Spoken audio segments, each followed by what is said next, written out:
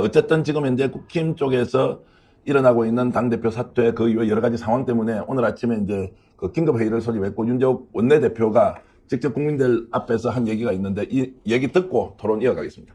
어제 김기현 대표님께서 당 대표직에서 사퇴하셨습니다. 또한 선당 우사의 마음으로 용단을 내려주신 데 대해서도 존경의 마음을 전합니다. 이제 우리 국민의힘 구성원 모두 김기현 대표와 장제원 의원의 결단을 온전히 혁신의 그릇으로 옮겨 담아 총선 승리에 결연한 의지로 당을 정비하고 국민의 마음을 다시 얻는데 당력을 집중하겠습니다. 윤재욱 의원의 저런 말씀 들어보면 윤재욱 의원이 이제 당대표 권한대행하면 네. 혁신의 큰 틀을 만들어서 잘 가시겠네요. 아니요. 일단은 본인은 어떠한 얘기를 했냐면 다음 주 초에 비대위를 출범시키겠다. 본인은 이제 권한대행으로서 비대위원장을 임명을 하고 비대위를 구성하는 데까지 본인의 역할이 끝이다라고 얘기를 하고 계시고요.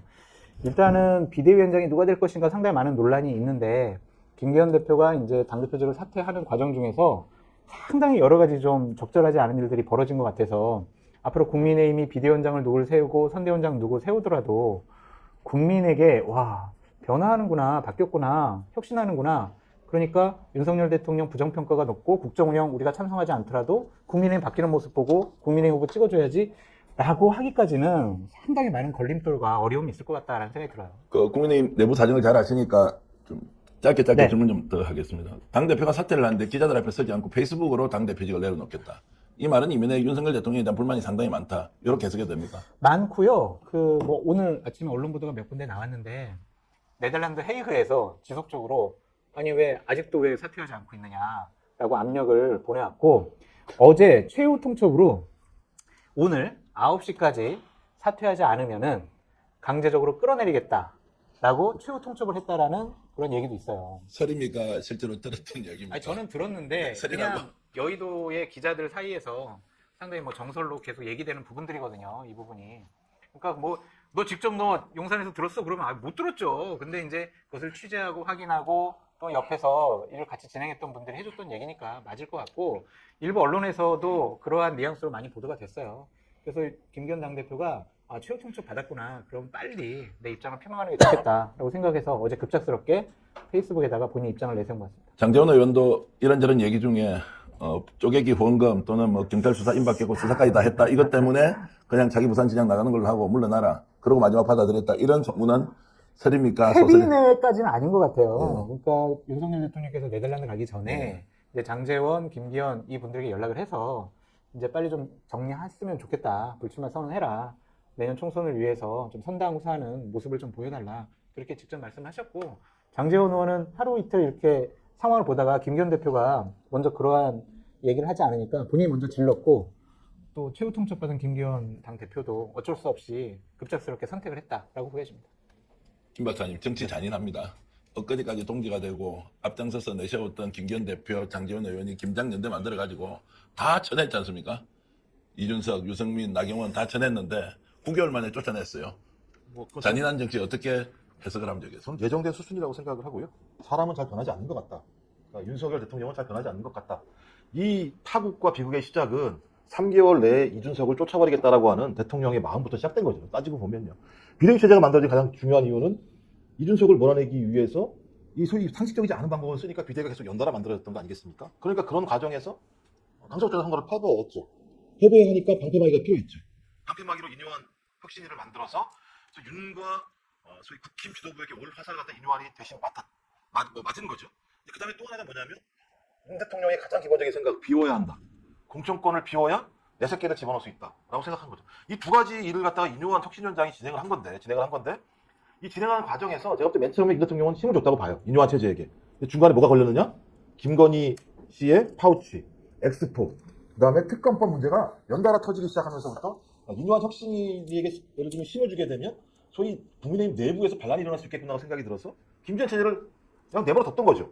그리고 예를 들면 파고가 넘어가니까 이제 캐비넷 끄냈죠. 어떻게 캐비넷 안 깼다고 얘기할 수 있겠습니까? 왜냐하면 이미 장제원 의원 문제 관련해서 언론에서 싹 흘렸잖아요. 그 말씀 조심하셔야 되는 게 꺼냈다 이러면 저처럼 명예훼손다 해갖고 조사받아야 돼요. 아니, 기사가 꺼냈었다는 소문이 있다 이 정도 하면 안 되나? 기사가 나왔지 않습니까? 기사가 나왔다는 얘기는 컴퓨터에서 나온 거죠. 그게 무슨 예를 들면 일반인 사인들이 다니면서 장제원 의원이 뭐가 문제가 있다고 얘기해서 기사를 썼겠습니까? 검찰 바로 나왔겠죠? 이런 얘기도 못합니까? 한국사회에서? 그럼 이제 위험해지고 있습니다. 저 옆에 앉아 있는 것도 좀 불쾌해요. 아니, 기사에 장제원에 이런 혐의가 있다라고 하는 혐의 내용은 검찰밖에 몰라요. 경찰밖에 몰라요. 그 기사가 나왔다는 건 어떤 형태로든지 거기서 나왔다는 거예요. 네. 근데 그 사실을 가지고 제가 그 얘기를 하면 그게 예를 들면 문제가 된다고 하는 사회가 민주주의 사회입니까? 그 사회도 아니죠? 북한 사회죠, 그렇게 따지면. 그 공산전체주의 세력으로 이제 있으면 저 상관없고요. 뭐 그거는 뭐 공산전쟁 사회도 아니든 저희가 이렇게 싸워왔기 때문에 민주주의가 온 겁니다. 예. 여기에 예를 들면 굴에서 얘기 안 했으면 이런 사회가 왔겠습니까? 예. 그러니까 장제원이라는 의원이 스스로 그만두면서 김기현도 같이 한 거잖아요. 이렇게. 예를 들면. 또 그러면 핵심적인 거다. 공천권을 위해서 비우기 위한 싸움이 벌어지는 거고 비우려고 이 난리가 난 거죠. 자, 그러면 이제 그 자리 누가 채웁니까? 지금 갑자기 이준석이 요즘 뜨고 있고요. 또 윤핵관 오거나 한동훈이 비대위원장 맡겠다 이런 이야기도 있고, 김 교수님. 자, 그러면 일단 쫓아냈습니다.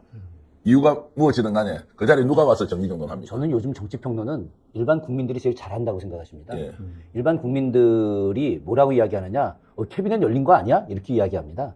국민들은 그렇게 생각을 하는 거죠. 그럼 국민들은 뭐라고 또 이야기하느냐? 그 자리에 누가 오느냐? 검사 출신들이 오는 거지. 당연히 그런 거 아니야? 그러면서 국민들은 또 그렇게 이야기하죠. 지금 비상식적 시대 아니야.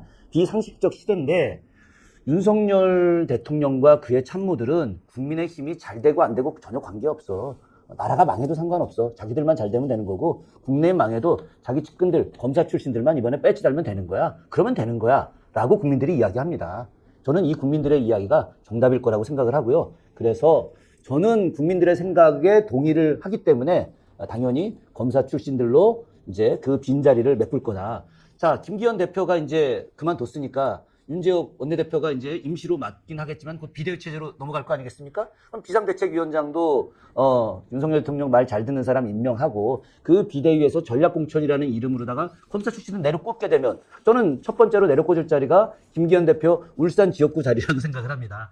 김기현 대표님은 이번에 뭐 강력하게 항의하는 것 같지만 그러나 당원 당규를 통한 그런 이 사람들은 법 이용하는 사람들이잖아요. 당원 당규도 하나의 법규 아니겠습니까? 그걸 이용해서 전략공천 해버리면 꼼짝 못하는 거죠. 자, 이상한 장면이 하나 있었습니다. 어저께 당대표직에 물러나는데 김기현 대표가 이준석 전 대표를 만났습니다. 야, 이것은 또 무슨 상황이냐. 그래서 이준석 전 대표가 스픽스가 간판 프로그램으로 내세우고 있는 정치본색과 함께 간판 프로그램으로 내세우고 있는 디톡스에 출연해서 이런저런 얘기를 했는데 잠깐 들어보고 장성철 소장께 질문 이어가겠습니다. 사실 김기현 대표를 만나기 전에 우리 당 소속위원들도 만나서 얘기를 하고 또 전화도 많이 하고 있는데요. 이것의 의미는 공천 학살입니다. 이거는 공천 학살이라는 걸 학수 인지는 감을 잡았고요. 그러니까 구속이 이렇게 보시면 될 것 같습니다. 지금 국민의힘에서 김기현 대표가 전당대회 치르시면서 도와주신 분들이 많기 때문에 의원들이 그 의원들을 김기현 대표가 다독일 수 있는 그리고 이번에도 텔레그램 사태에서 드러났지만은 그분들이 김기현 대표를 직을 유지하길 바라면서 서포트했던 이유는 경선이라도 시켜줄 거라는 기대감이 있었습니다.